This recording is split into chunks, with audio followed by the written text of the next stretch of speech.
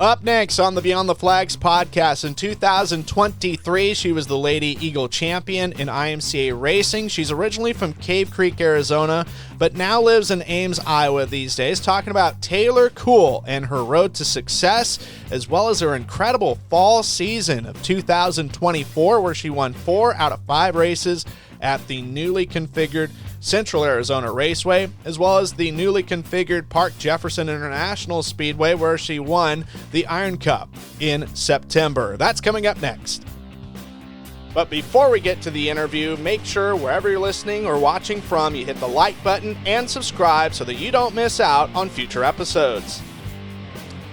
Well, joining me, she's originally from Cave Creek, Arizona, but now Ames, Iowa is where she's predominantly living at these days. Taylor Kuehl. Taylor, great to have you on the Beyond the Flags podcast. Hi, Ben. Thank you for having me. Well, 2024 wasn't too bad of a year for you. You managed to get 8 wins, a lot of them coming in the fall specials, specifically Central Arizona Raceway. There were 5 races there, and you won 4 of them. It just seemed like you and the team were just dialed in the month of November. Yeah, we finally figured out how to get our car right for the dry slick racetracks, and that's something we've struggled with for quite a while. So just to be fast and actually have traction on that kind of racetrack was incredible to us. So I think we finally found something out.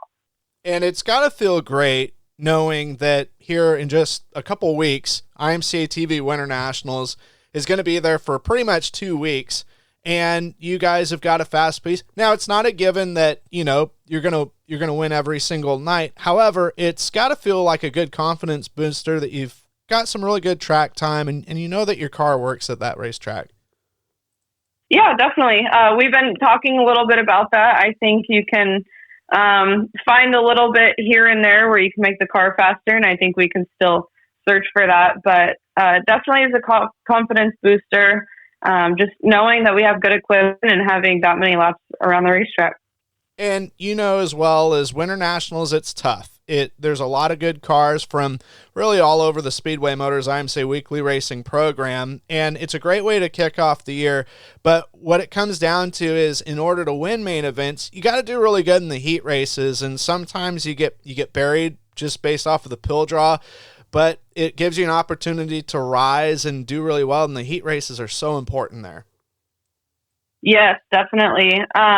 My car owner, he always tells me, he said, if you can't make it out of the heat race, then you're going to be pretty buried in a B feature, even in the A feature. So we kind of work on a strategy on what to do with our race car for the heat races. And based on I'm starting, I think I have a lot of experience with passing and going through traffic and heat races, just due to weekly points and stuff. So, just got to sharpen my skills a little bit more for it. Well, and even going further on the fall specials we were talking about, Park Jefferson International Speedway in South Dakota, you had an opportunity to run there and win there on September 28th for their Iron Cup, which was a unique event, not because that event is new or anything, but because the track was recently reconfigured. It was like a big 3/8, almost a half mile, and now it's been reduced in size. And it seemed like it was obviously a great weekend for you, but you were able to adjust to that rather quickly. Yeah, thank you. It was kind of familiar, being that they kind of copied the racetrack from Boone Speedway. So the shape of it and how it raced was familiar, but the material on the racetrack, how it flicked off and how it improved throughout the night, cool to see. Definitely gives us a different feel from what we race on at Boone. Well, going to your racing career, obviously originally from the Southwest, how did everything start for you to take the steps to become a race car driver? I was very fortunate to have my dad's help. He raised me doing it. And in 2019, when I was racing around the Winter Series in Arizona, I was sought out by someone who noticed my talent and working hard in the pits. And he said, hey, I want you to come to Iowa and race with us. It would be super fun and we can help you out. And unfortunately, I passed up the opportunity, but the following year, I got the same opportunity. So very thankful for that. My first summer in Iowa kind of sparked feels like a lifetime in Iowa. Lots of learning and lots of racing in Iowa. That's what I wanted to do. I dreamt of that for so long. So, I feel like I just got very lucky, very fortunate to have the opportunity to go to Iowa and race. And you made the move, 21? Was that when it was? Yep. 21. I spent about 3-4 months racing, and then I came back to Arizona, and I figured it all out, got a good job there, and I was like, all right, I'm moving to Iowa. There you go. You're trading in the heat and the warm weather for all sorts of kind of weather. Yep.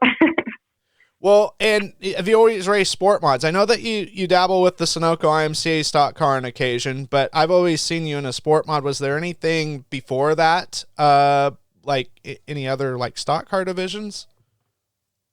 Kind of something like a 3/4 scale sport mod. I raced the IMCA mod lights. They weren't IMCA sanctioned, but they're the same thing as the IMCA mod lights now. I started my dirt career in those, and before that I was on asphalt in the go-kart. Oh, okay. Yeah, yep. That's super cool. That's definitely super cool. And that you're able to get, an opportunity as well for a call-up. That's, in dirt track racing. On the professional level, there's a lot of that. On the local level, you don't see that as much, but able to manage to get that offer is just simply wonderful. Yeah, for sure.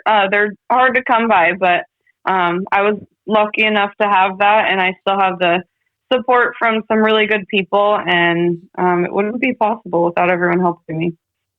And that culture shock, just tell me about it, going from racing to Arizona, which for a lot of people don't know, it's a little different now with Sholo thrown in the mix. You can pretty much race there year round, but predominantly mm-hmm. You'd race in the winter, and then Memorial Day to about Labor Day, it was kind of dark for the summer break. But then going to Iowa, where it's basic, we'll just be honest, it's like religion when it comes to IMCA racing. Yeah,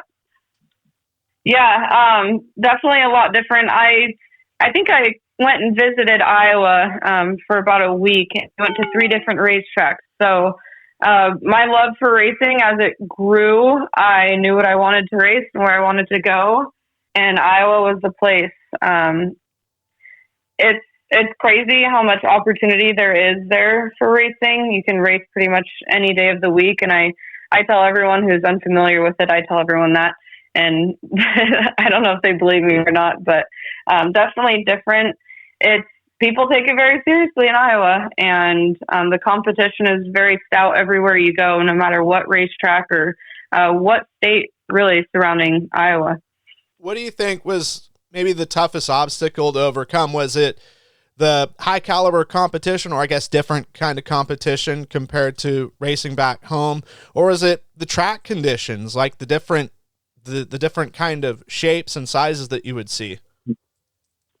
Yeah, visiting different racetracks was definitely a challenge. You have a pretty good base setup, but sometimes you have to go off of that and try something new for different racetracks. So that gave me a lot of experience. I wasn't very experienced with it, and I learned a lot about it throughout the years. So that was a challenge. And I just think the driving and the mechanics were the hardest thing for me. I went there thinking I had my feet underneath me, and I knew about the race car, and I had no idea. And I quickly found that out. So just learning how to work on the race car, how to tune it in, and then just driving, being a smarter racer overall. No doubt. And I know that for you, it was sort of a quick turnaround for success, because I remember 2022 Speedway Motors IMCA Supernationals fueled by Casey's, no doubt a huge moment in your career, and winning a prelim night. And that was just sensational, just with how the crowd erupted and how it just seemed like the energy was just through the roof. Yeah, we put on a really good show that night. You go to Supernationals and you don't really know what to expect. I think everyone sets the goal of having their car in one piece by the end of the week. And my goal was always to just make the show. And I pretty much set those expectations in 2022 and definitely exceeded them by a mile. So that was really exciting. And I think that allowed me to set bigger goals for the following years. Well, in the following year, 2023, not a small feat or small accomplishment by any means, winning the Lady Eagle Championship. That's such a prestigious award to all the female competitors that race with IMCA, and to get that had to feel really good. Yeah, definitely. It's cool to see more women, more girls joining auto racing as a whole. I think IMCA is pretty widespread in the country, and to have that many females competing, I think there was over 300, is very cool. And when you look at what all of these other women are doing in racing, I mean, it's a competition amongst everyone that you race with, but just to put them all in one group, it's pretty cool. Are you looking to find that adrenaline rush, but you can't because you're not at the racetrack? Well, check out the IMCA TV replay subscription library to have access to thousands of hours of racing for just $24.99 a month. Relive all the moments of the Speedway Motors IMCA Supernationals fueled by Casey's at Boone Speedway, the Harris Clash at Deer Creek Speedway in Spring Valley, Minnesota, the IMCA TV Winter Nationals at Cocopah Speedway in Somerton, Arizona, Florida's Clash on the Coast, and dozens of Speedway Motors IMCA weekly racing program racetracks from across the nation, as well as the IMCA TV Dirtcast podcast. Plus, 25% of that $24.99 monthly fee goes towards the Drivers Point Fund and is a great way to help out your local racers. In 2023, over $97,000 was paid out to IMCA drivers directly at over 50 racetracks across the country. Please note that live broadcasts are not part of the replay subscription. That's IMCA TV. IMCA TV, where America comes to watch racing. Well, I've always seen you use the 2K, at least in the SportMod, and then it's 89K for the stock car. Do you want to share with us the stories behind the number selection there for those two classes? Yeah, of course. So Jerry Shipper, he owns the stock car, the Shipper family, and he used to race it. His number was always 89J I assume for Jerry. And I actually had a really lucky moment again, but I was at the track one at Marshalltown, and he actually messaged me on Facebook, and he said, "Hey, do you want to race our stock car tonight?" And I was like, this has to be a joke. People say that, and of course I want to do it, but I feel like it doesn't happen. So I went on with it. I said, I would love to. I've always wanted to race a stock car. And he goes, okay, they'll be on their way soon, and they'll have the car there for you. And so they did. They brought the car out that night, and I think I got her charger the first 2 nights in it, and they were pretty stoked. I was really excited. I had such a good time in it. But yeah, I think just keeping something similar to their original number is nice to just honor them and give back a little bit for being able to drive their car. And then number 2, any special significance behind that one? I was originally 77X. That's my brother and my father's numbers. And then once I started racing with my brother, they made me change it. We couldn't have the same number. So my dad and I guess we got creative and we came up with Too Cool. It sounds just like it is. And I feel like it's like a trademark nowadays. People might not really know my name, but when they see the number, they know. So, yeah, I'll definitely be keeping my number. No doubt. Well, it's a brand, and you've really did a splendid job of building your brand with your presence with social media and the reels that you're able to create. And that's really cool because it's awesome exposure that people are going to come across that maybe would never have thought of going to a race, but it draws fans, it draws attention to the sport, which is a win-win for everybody.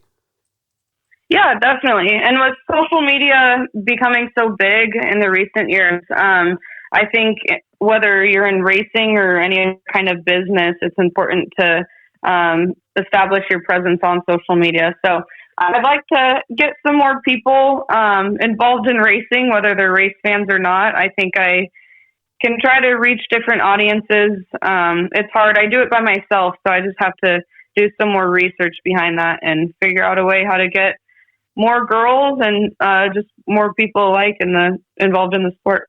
Well, and I was going to say that's got to feel like a sensational feeling when you go to a race and there's a fan that comes up to you and says, "Hey, I've never been to a race before, but I'm a lifelong race fan now because I saw you on TikTok or YouTube or Facebook or Instagram." Or even it's got to be a bit touching when you have a little girl come up to you and say, "Hey, you're my favorite driver because I see you all the time on what I watch."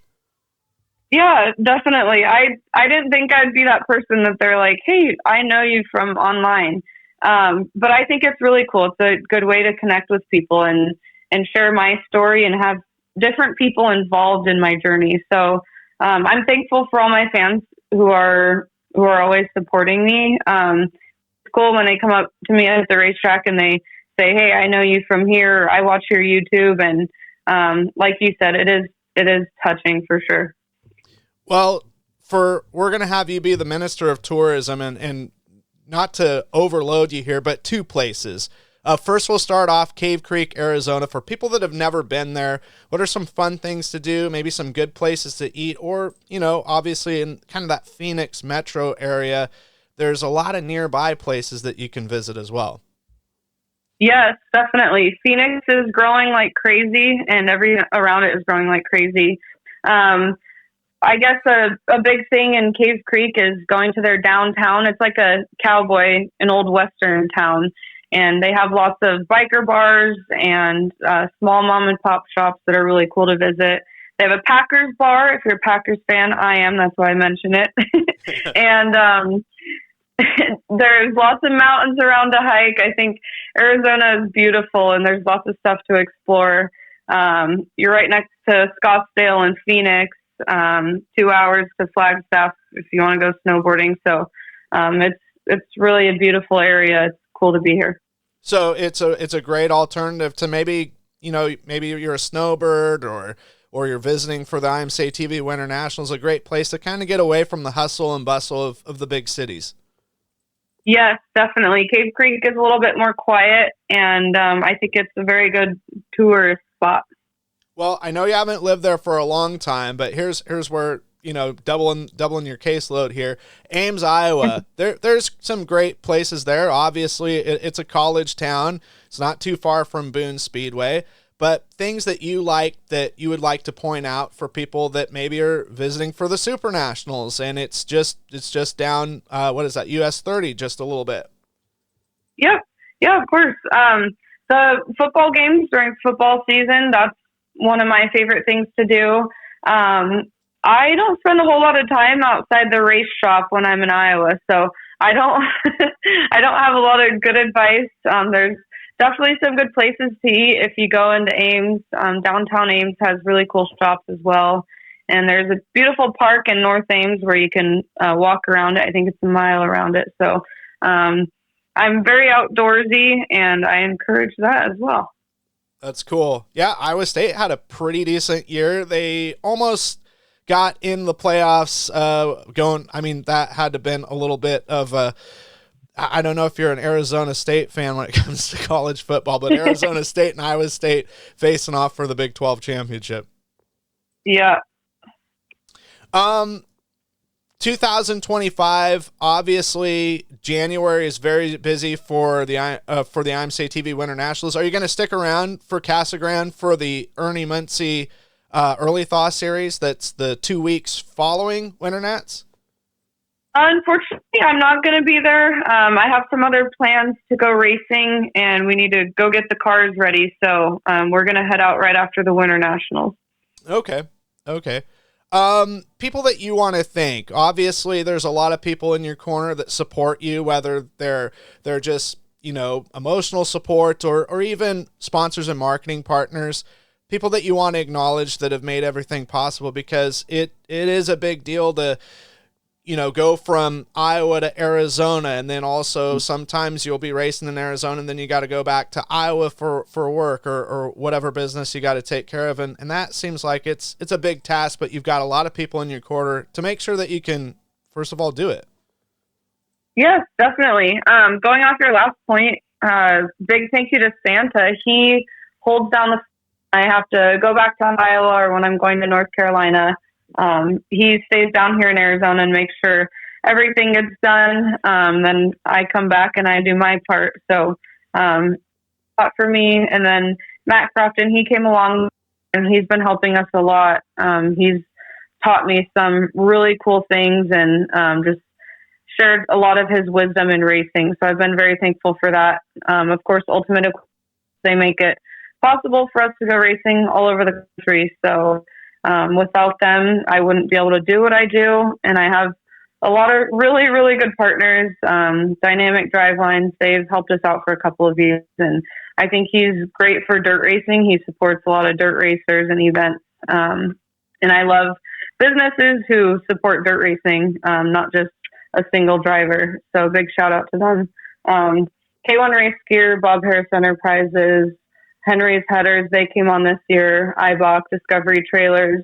I was racing out of a junky trailer for quite a while, and Discovery Trailers came along, and we have a really, really nice piece to race out of. So just being able to stay comfortable and enjoy what I do, that's really important to me. Even going out of my comfort zone, I have all these really good people on my side. Oh, and one other thing I forgot to ask you, how much of an honor is it, the Salute to Veterans Tour? That's a big deal that takes place in the summer in Iowa, and you've been selected before to basically sport the colors and have had some incredible wraps. That's got to feel really good.